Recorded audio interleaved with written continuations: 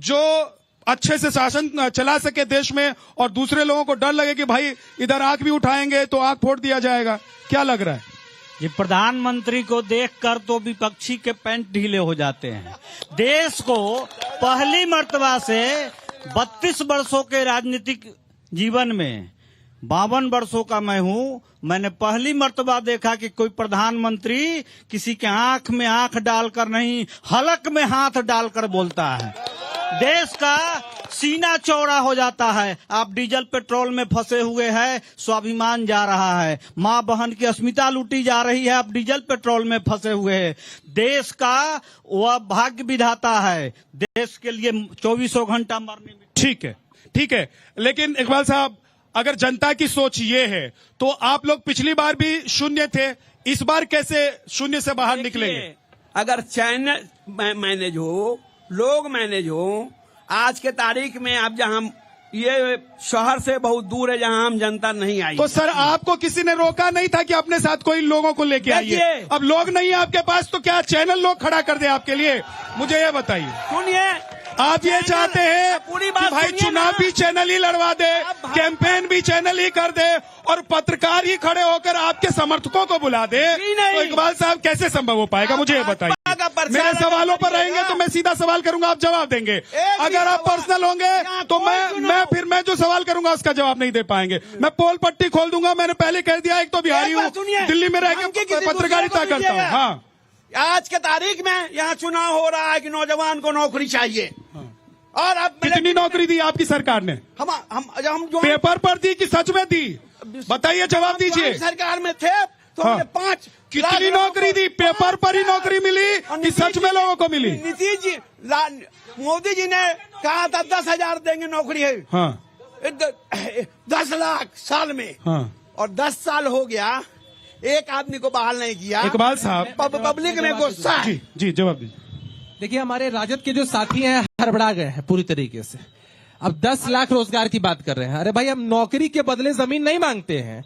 और किस बात का क्रेडिट ले रहे हैं तेजस्वी यादव जी? अखबार में विज्ञापन छपवा कर आप सोचते हैं कि क्रेडिट मिल जाएगा। अरे भाई, नीतीश जी की सरकार ने, नीतीश जी के नेतृत्व में लाखों की तादाद में सरकारी नौकरियां दी हैं, हम आगे भी देंगे। आप एक बात का जिक्र कर रहे थे, 2 चैलेंज है इस देश में।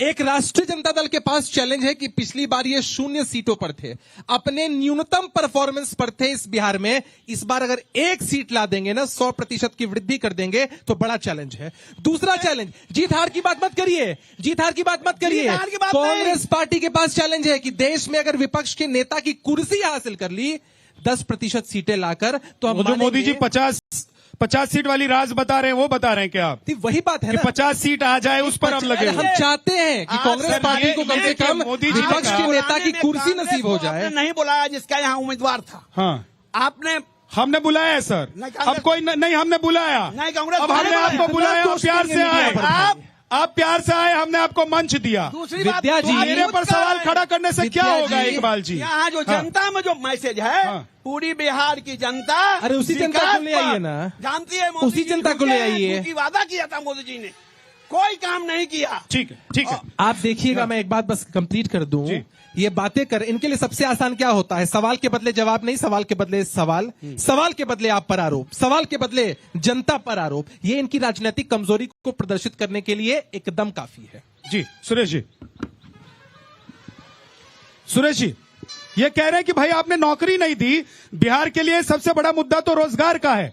तो अगर 10 साल में लोगों को नौकरी नहीं मिली तो आप मैक्सिमम पर हैं, ये न्यूनतम पर है। न्यूनतम से तो ऊपर जा सकते हैं। आपके भी आने की संभावना बहुत अच्छी है। नौकरी तो हमारी सरकार ने दी ही, लेकिन 25 करोड़ जनता को जो गरीबी के नीचे थे उसको ऊपर लाया है। वो कैसे आ गया 25 करोड़ जनता? दूसरी बात मैं ये कह रहा हूं कि ये कहते हैं कि राम के नाम पर, तो ये चरित्र जो है, यह देश ही कहता है कि यह राम राज्य बनाना है।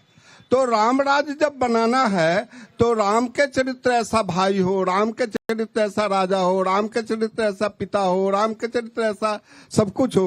राम को भगवान राम से नहीं, एक एक उनके चरित्र को अध्ययन कीजिए। भारतवर्ष उसको चाहता है और भारतवर्ष उसको चाहता है, इसलिए राम राज्य बनना चाहिए देश के अंदर में। एक सेकंड जल्दी से ऋषि जी, बस 20 second sir, last 20 second. Jha साहब, मुझे मुजफ्फरपुर के की बात करना है। देखिए, मुजफ्फरपुर में भाजपा ने जिनको प्रत्याशी बनाया है, राजभूषण निषाद, वो यहाँ के है भी नहीं, रोसड़ा के रहने वाले हैं। और दुख की बात यह है कि आप जितने लोग हैं उसमें से पूछ सकते हैं, मैं खुद भी गवाह हूँ, 2 दिन चुनाव में बचे हुए हैं।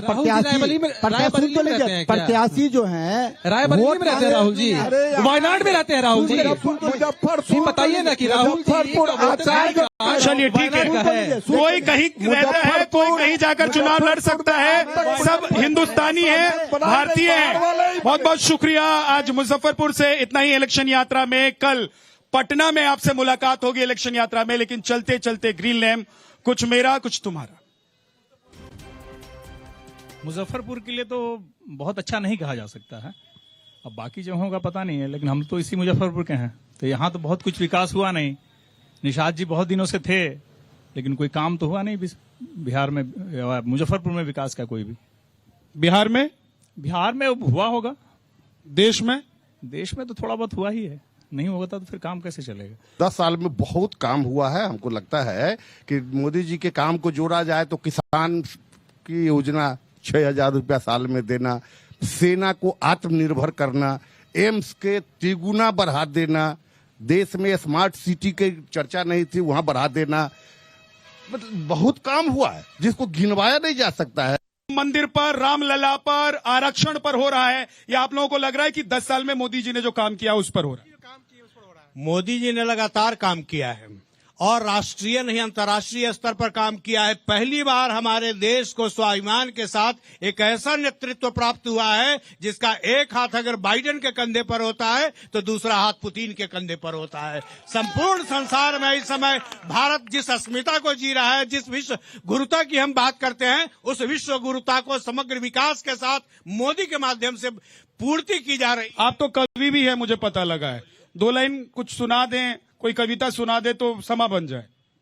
रहते रहते घर में घर हो जाते हैं, चलते चलते लोग सफर हो जाते हैं। राजनीति में कुछ लोगों की फितरत है, कभी इधर थे फिर उधर कभी हो जाते हैं। जी, क्या नाम है आपका? मेरा नाम अनिल कुमार सिंह है। सिंह साहब, सच बताइए, 10 साल में मोदी जी ने जो किया है उस पर चुनाव हो रहा है, या रामलला का मुद्दा है, राम लहर है, आरक्षण का जो मुद्दा बीच बीच में उछल कर आ रहा है, वो सब चल रहा है? इसमें कहीं विकास के मुद्दे पर चुनाव नहीं हो रहा है, ये राम मंदिर पर और मस्जिद पर चुनाव हो रहा है। प्रधानमंत्री जी का स्टेटमेंट देख लीजिए, यहाँ आए तो कहा कि पाकिस्तान का बम गिर जाएगा तो चूड़ी भेज देंगे, यही सब बोल के गए हैं। नाप शनाप कहीं ये जो बोले हैं अभी भाई साहब, हमारे बड़े भाई हैं, कि रास्ता बदल जाता है। उन्होंने जो उम्मीदवार चुन के दिया है, इलेक्शन कमेटी ने क्या फैसला किया? ठीक है, लेकिन देखिए, कांग्रेस के नेताओं ने ही कहा था